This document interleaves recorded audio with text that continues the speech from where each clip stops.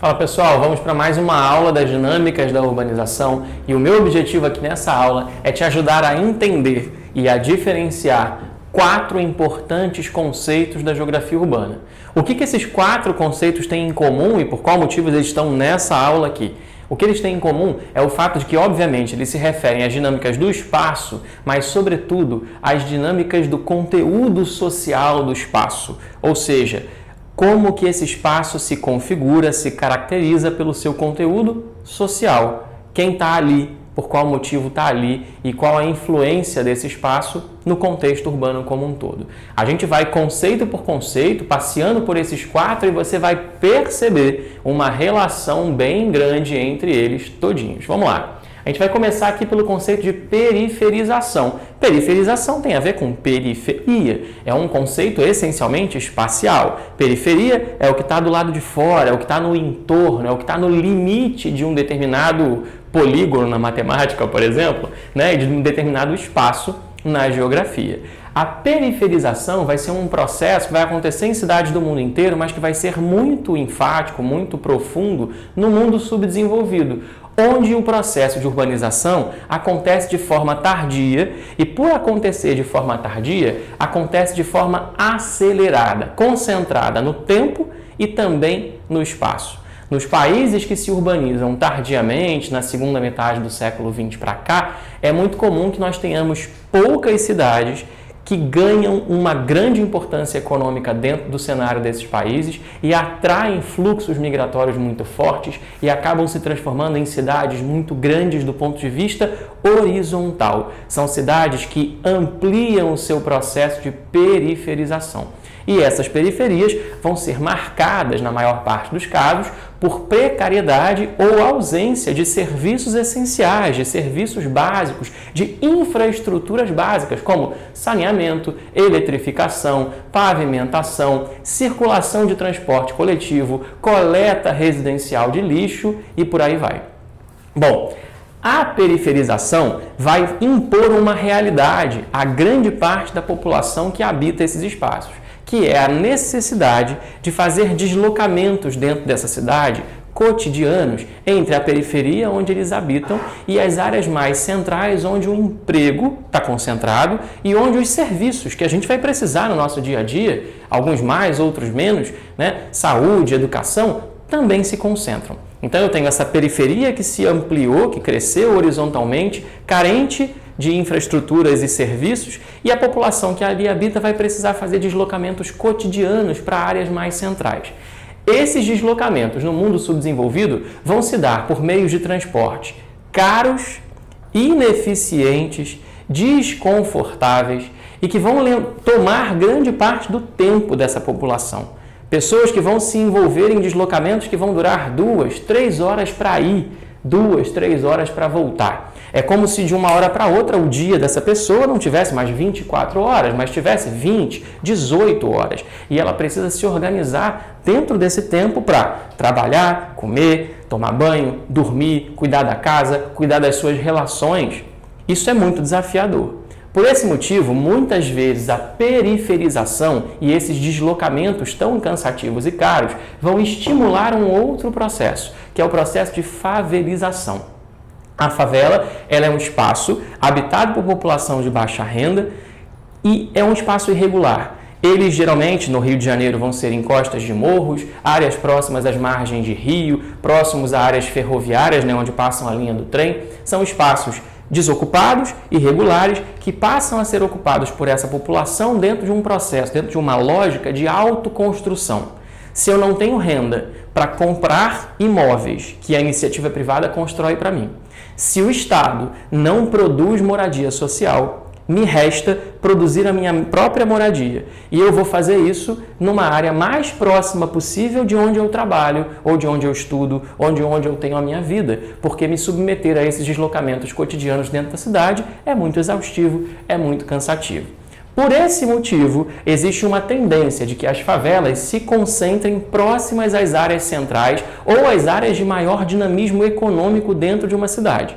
No entanto, depois de mais de 100 anos de um processo de favelização que se intensifica, Hoje, a favela está presente em todo o espaço urbano da cidade do Rio de Janeiro e essa realidade vai se repetir em várias outras cidades do Brasil e do mundo, sobretudo, mas não apenas, do mundo subdesenvolvido. Até aqui já demos conta de 2 conceitos e a gente vai falar agora do conceito de suburbanização.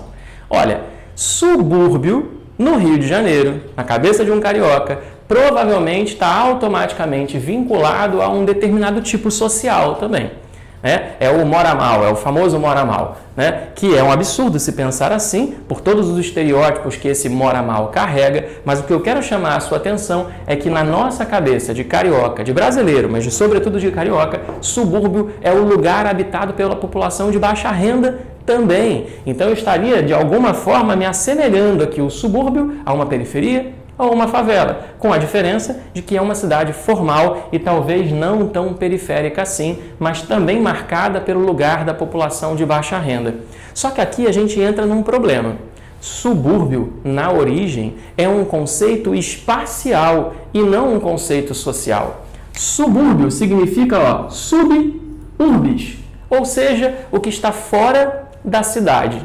No século XIX, quando a cidade do Rio de Janeiro era muito menor, a cidade conurbada, de fato, a cidade densa, ela terminava ali onde hoje é, o Catumbi, a transição ali para a Praça da Bandeira, ali já não tinha mais cidade. Ali já começava áreas rurais e alguns centros fora, alguns centros de maior densidade fora desse espaço. Por exemplo, a Tijuca, por exemplo, Laranjeiras, Botafogo. Esses eram os subúrbios do Rio de Janeiro no final do século XIX. Hoje, todos eles, assim como Madureira, Meier, Cascadura, Campo Grande, fazem parte de um espaço urbano contínuo, não estão fora do urbano e, portanto, nenhum deles seria, conceitualmente, se a gente se ativer de fato ao conceito espacial, nenhum deles é mais subúrbio, mas a gente continua se referindo eles a subúrbio.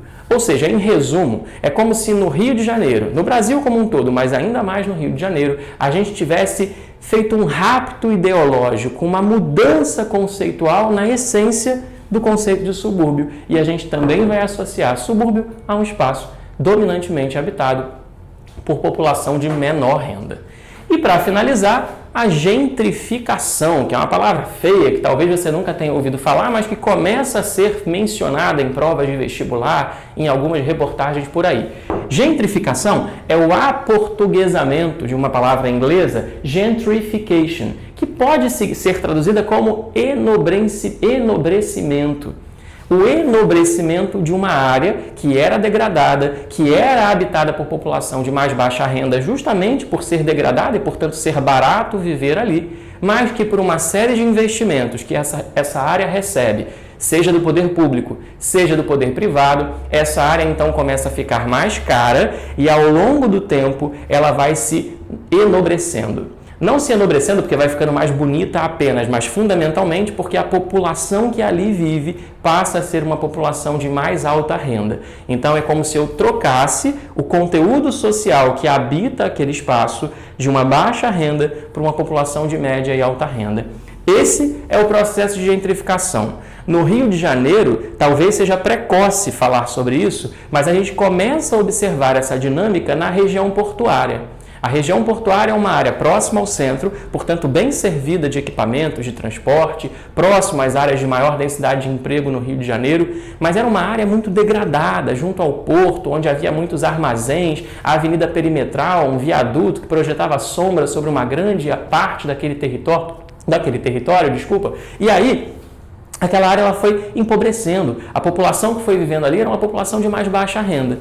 Aí vieram os Jogos Olímpicos de 2016 e toda a preparação da cidade para esses Jogos Olímpicos fez com que o viaduto da Perimetral virasse um túnel, que aquela grande alameda se transformasse num bulevar olímpico e aí vem roda gigante, aquário, museu de arte, museu do amanhã. Toda aquela área começa a passar por um processo de requalificação urbana, de revitalização. E aí, o IPTU sobe, o aluguel sobe e aos poucos talvez a gente comece a observar a população de baixa renda que ali habita, talvez ainda, deixar aquele espaço, buscar novos espaços dentro da cidade onde elas possam arcar com esse novo aluguel e ali aos pouquinhos vai sendo substituído esse conteúdo social e a gente pode dizer, daqui a algumas décadas, talvez, olhando para trás, que a zona portuária do Rio de Janeiro viveu um processo de gentrificação. É isso, todos eles falam de processos diferentes, mas misturados e conectados com as dinâmicas sociais no espaço da cidade. Tchau, tchau!